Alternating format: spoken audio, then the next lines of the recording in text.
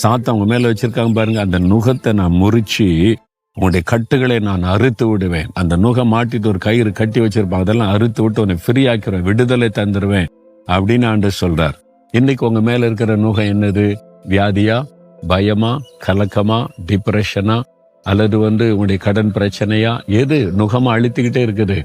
இந்த நுகத்தை உடைத்து அந்த கட்டுகளை அறுக்க சிலுவையில் அவர் சிலுவை சுமந்தார். அந்த தோள் மேல அவர் சிலுவை சுமந்து இது இருக்கு. நம்முடைய நுகத்தை முறிக்க அவர் சிலுவை சுமந்து கொண்டு போனார். அவர் சிலுவையில கட்டப்பட்டவராய் ஆணி அடிக்கப்பட்டவர் தொங்கினது எதற்காக? நம்முடைய கட்டுகளை அறுப்பதற்காக சிலுவையில கட்டப்பட்டவராய் தொங்கினார்.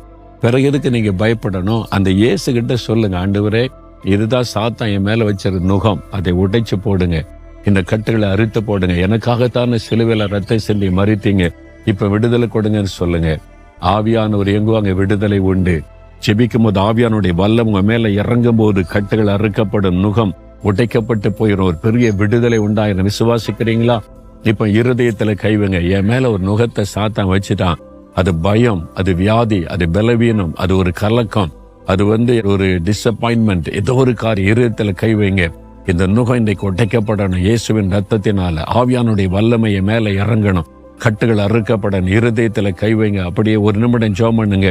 நசரேயனாகிய இயேசு கிறிஸ்துவின் நாமத்தினால் ஆண்டவரே, உம்முடைய வாக்குத்தத்தத்தின்படி நுகங்கள் முறிக்கப்படட்டும். இவர்களுக்காக சிலுவையிலே சிந்தின ரத்தத்தின் வல்லமையினால் நுகங்கள் முறிக்கப்பட்டு போகட்டும், கட்டுகள் அறுக்கப்பட்டு போகட்டும்.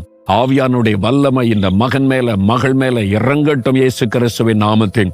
பயங்கள், கலக்கங்கள், பலவீனங்கள், சோர்வுகள் என்கிற நுகங்கள் முறிக்கப்படட்டும். அவருடைய வாழ்க்கையில தொடர்ந்து கொண்டிருக்கிற வியாதிகள், கடன் பிரச்சனை, வேதனைகள், தடைகள் என்கிற நுகங்கள் முறிக்கப்படட்டும். இன்றைக்கு ஒரு விடுதலை உண்டாகட்டும், ஆசீர்வாதத்தை காணட்டும். இயேசு கிறிஸ்துவின் நாமத்தில் ஜெபிக்கிறோம் பிதாவே, ஆமென்.